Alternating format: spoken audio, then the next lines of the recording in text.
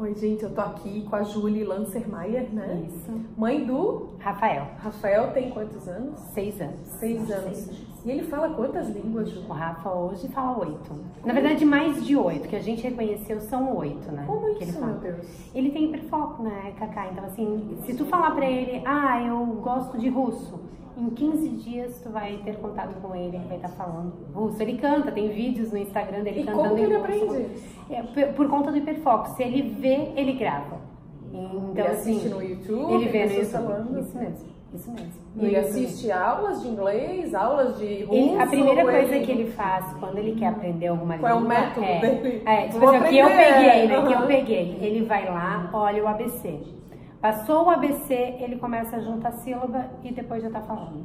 Bem rapidinho, assim. A gente não incentiva, porque, por exemplo, celular, né? Eu limito o tempo pra ele.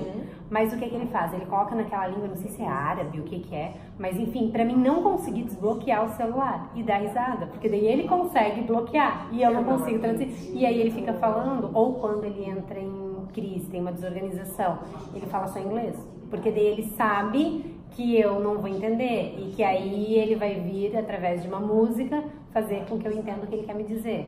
Com que idade ele foi diagnosticado? O Rafa com 2 anos e 8 meses. E ele falava? Não falava nada. Ele foi diagnosticado por 4 neuropediatras como autista severo, não verbal. Então, assim, tudo que tem no espectro, tirando a agressividade e se bater, o restante tudo estava dentro do espectro. Assim, ele não olhava nos olhos, não interagia, nada despertava o interesse dele. Ele tinha hipotonia, a estereotipia, né? Isso aqui, correr de um lado para o outro, girar, brincar com os brinquedos de forma diferente.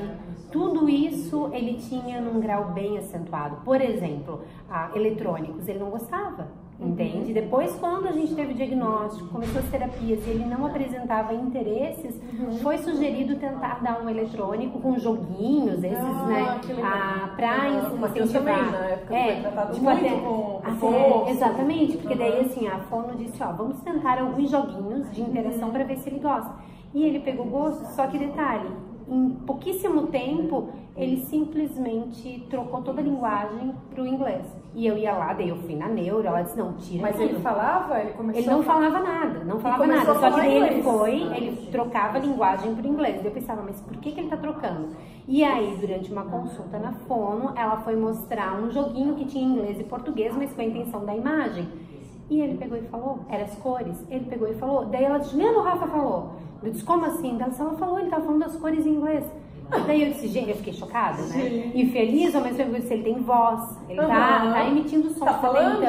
Então, o único som que ele emitia era risos, né? Aleatórios, mas fala em si, não. E aí, quando ele saiu com essas palavras em inglês, aí a gente disse, não, vamos tentar com o pouco que a gente entende traduzir. Por exemplo, se ele falar red, a gente vai falar, é vermelho. E assim a gente fazia o reforço em português, mas dando a liberdade para ver se ele construía essa comunicação. Quando assim ele viu que a gente permitiu que ele falasse inglês, ele deslanchou, começou a falar tudo. Aí o meu desespero, porque eu não falo inglês. E aqui em Blumenau eu estudei alemão. E alemão ele odeia que fale alemão. Aí sofrência, né? Pensa, e meu pai fala alemão, meu pai falava muito difícil. Pois é, e eu estudei alemão. Aí ele não aceitava. Aí, resumindo, a gente foi na neuro, ela disse, Juliana, tira todos os estímulos em inglês. Aí penso o meu medo. Mas, ouvindo uma neuro, eu pensei, vou tentar tirar. Uma semana eu tirei tudo em inglês. O que ele fazia? Vendo Peppa, coisa assim. Ele traduzia tudo. Tudo que a Peppa falava em português, ele repetia em inglês.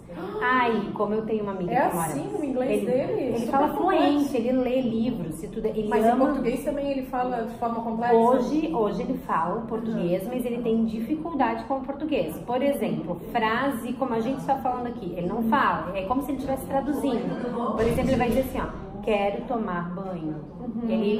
Tu vê que ele tá traduzindo. A entonação a entonação dele é diferente. É como se, tanto é que quem, quando conversa fala assim, parece um americaninho falando português.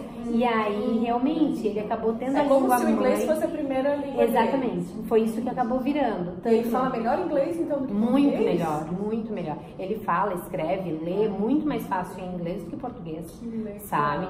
Aí, desse hiperfoco em inglês, depois ele começou a se interessar por outras línguas também, que aí fugiu do nosso controle, porque ele fala italiano, esperanto, japonês, russo. Esperanto, que é russo. isso? Esperanto é uma língua extremamente difícil e mais intelectual, assim, né?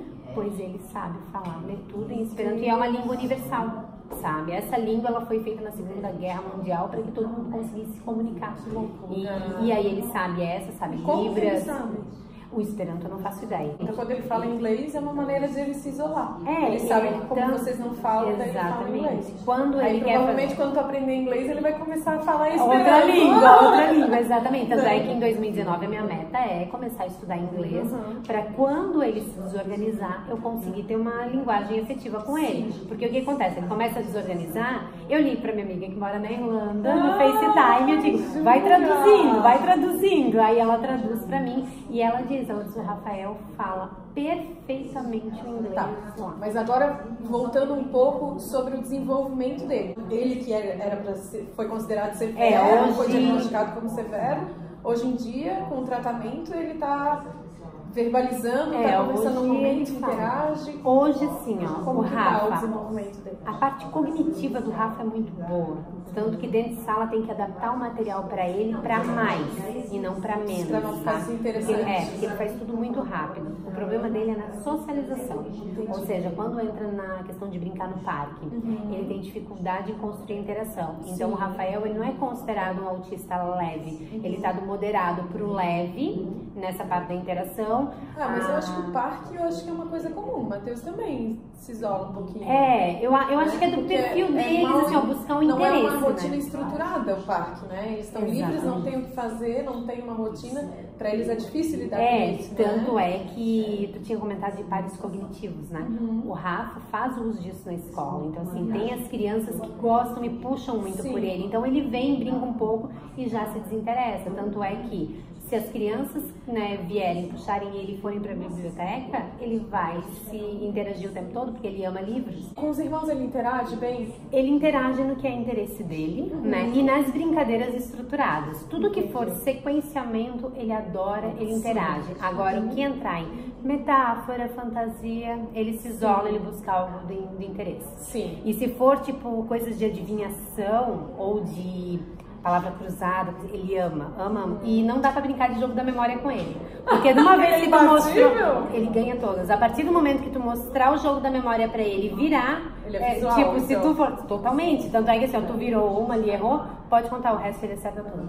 Aí eu nem tento, né? Não entendo. Eu sou péssima no jogo da memória. Eu também? Nossa. E como que foi o tratamento dele, então? Porque conseguisse tantos avanços, como que foi esse tratamento, assim? Então, uma das primeiras coisas que eu fiz foi a terapia do sono, que tem um texto no meu Insta, na minha fanpage, que eu comecei a falar com ele dormindo, depois já começou, que é sensacional. Eu fazia isso também. E faz uma diferença grande, né? Pra gente é bom porque é um momento de desabafo, de acolhimento, né? E pra tinha muito eles perdão, assim, apesar de que era uma coisa inconsciente, a minha sogra que me dizia: fala com ele quando ele estiver adormecendo. Exatamente. E o mais legal da terapia do sono, vai como dica, é pegar no momento que a criança lhe deu uns 15 minutos, você olha como é que ela tá pra dormir, e aí você começa a conversar com ela baixinho e sempre deixe uma âncora, que é o quê? Por exemplo, filho, eu te amo. Ou se aconteceu alguma coisa que tu tem medo, por exemplo, ele teve uma desorganização.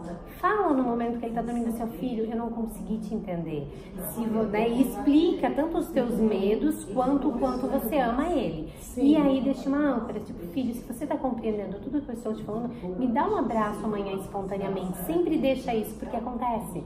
Porque no dia seguinte dá feedback. Eu fazia muito isso com o Rafa, conversando com ele. Dias que eu não conseguia falar, que eu tava muito emotiva, eu colocava uma música. E porque eu chorava, daí às vezes a gente tá sensível. E aí eu chorava e eu botava uma música. E ele sempre deu o feedback logo depois, tipo, se não era no mesmo dia, mas no dia posterior ele dava o feedback. E além disso ele fez fonoaudióloga, terapia ocupacional e a educadora especial. Foram as 3 terapias que a gente fez. Como que é a educadora especial? É uma pedagoga, na verdade, né? Então ela pegava todas as potencialidades do Rafa, o que ela via que ele podia, como que ele não conseguia ainda, em cima do que ele gostava, o que seria mais ou menos um método Denver, que hoje tem, né? Era um método personalizado para o Rafa, que resumindo seria o Denver. Naturalista. Naturalista, pegando, observando, era uma técnica de observar a criança e em cima do que ela despertava interesse, tipo um olhar, ele olhou para aquele brinquedo, então a gente pegava o que ele trazia para uma construção, então ela fez esse trabalho. E essa educadora especial, a Tatiana, ela fez um trabalho comigo, então ela me ensinou a ser terapeuta do Rafa, né? De conseguir entendê-lo e praticar em casa. Estimular o máximo. Isso, então ele fez mais ou menos uns 2 anos, 3 de fonoaudióloga. A terapia ocupacional ele fez mais ou menos 1 ano e pouquinho, porque ele tinha muita desordem sensorial. Muita. O Matheus também tem. E ele tem hipotonia. O Rafa não pode ver sagu. Se ele vê sagu, ele vomita. Então, assim, é bem intenso. Algumas coisas, né? Outras ele já consegue passar numa boa. Então, assim, quando diz normalizou um pouco a parte sensorial dele, o que a gente fez? Como em Timbó não tinha terapias na época, eu vinha para Blumenau. Só que daí tu imagina, né? Com 4 filhos, o Rafa autista vindo para cá quase todos os dias fazer terapia, eu acabei fazendo o quê? Conversando com esses terapeutas e pedindo ajuda deles para que eu conseguisse fazer as terapias com o Rafa. Não tinha acesso na tua cidade de terapeutas que pudessem te dar um... tipo assim, o Timbó hoje em dia ainda agora... Faz uns 2 meses que a gente tem terapia ocupacional, entende? Mas não tinha, então imagina, o Rafa tá com 6 anos.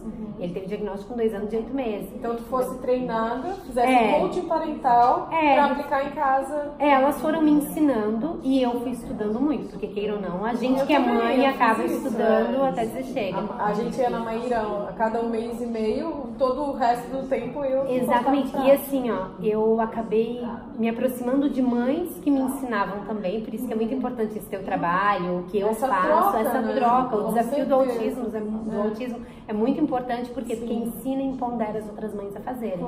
Então hoje o Rafa só faz judô.